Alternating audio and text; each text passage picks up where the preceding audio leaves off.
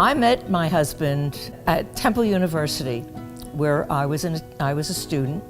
He was a little behind me because he had been in the Army, and so that interrupted his schooling. I was a popular young woman. I had lots of boyfriends, but nobody who matched his brilliance and his wit.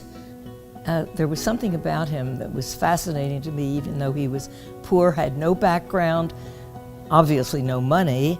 My parents were very unhappy that I was marrying a poor, penniless foreigner, but they finally agreed because I just found him to be a fascinating, wonderful person, and I knew that his future was going to be bright and brilliant. I decided that I wanted to work as an attendance officer. That was a fancy name for truant officer.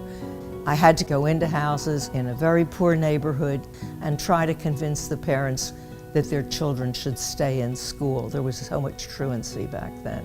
When I decided to have children, it was after I worked for about 4.5 years. Having 5 children wasn't easy. We were really poor. Did things with the family that were fun, but without spending any money on it. When my husband first was working, he worked with Gerri Electronics. Brilliant people, engineers, people who were able to start cable TV. He then decided that he would look into cable TV on his own. His partner had one cable company, and one other man who was a financial expert came into the business. So the 3 of them were the originators of Comcast cable. He noticed a little tremor in his hand, just a little tremor in his fingers. So he went to a doctor and he said, "Dan, you have Parkinson's disease." When Dan found out that he did have Parkinson's disease, he was stricken. It was at the peak of his career, and he had been traveling all over the country, sometimes all over the world, and this was going to hamper his business. I think Dan called this disease the relentless hunter because there was no way you could escape it or escape what was going to happen to you over a period of time. The caregiver, in the meantime, has to bear a lot of the brunt of it, and there's much that not only physically the caregiver has to do, but psychologically, mentally. When I first recognized that I was going to be the caregiver, I think that I didn't want to have anything to do with it. And I told my husband if he wanted to go to a support group, he could go, but I wouldn't. Of course I did go, and I became very much a part of it. We started the Greater Philadelphia Parkinson Council. We supported support groups, and we became part of a couple of support groups and became very involved in Parkinson's disease in Philadelphia. My husband started the Dan Aaron Parkinson's Rehabilitation Center, a very successful physical therapy. During the time of my husband's illness, which, as I said, was quite long, we met many other people who had the disease and their caregivers or their relatives, and we made many friends. It was a wonderful thing because we really could relate to them.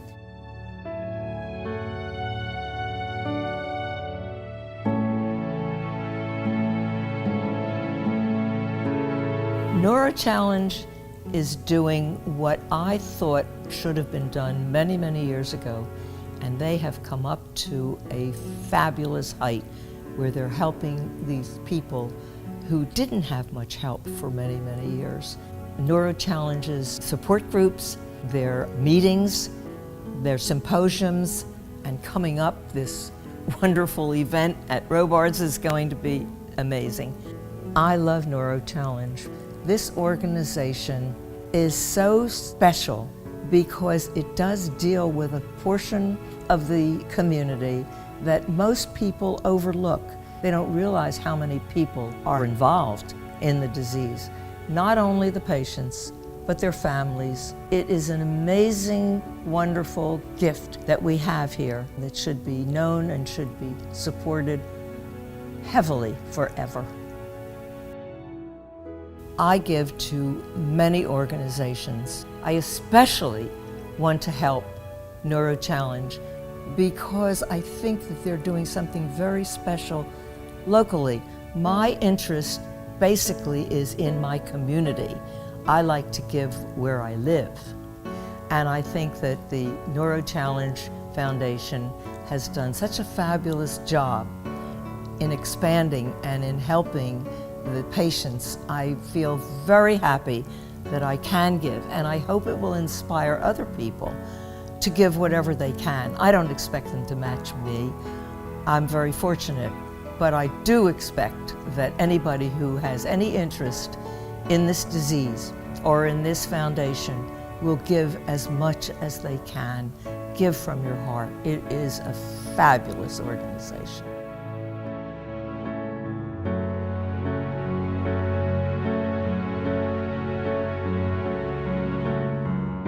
I wish my husband were here to see what I have done and how I have helped and hopefully impacted the community as far as this disease and many other things that I do. He would be very proud of me, I know, because I know he loved me, and I think that he would really be absolutely thrilled to see what I have done. He would have done it too, of course.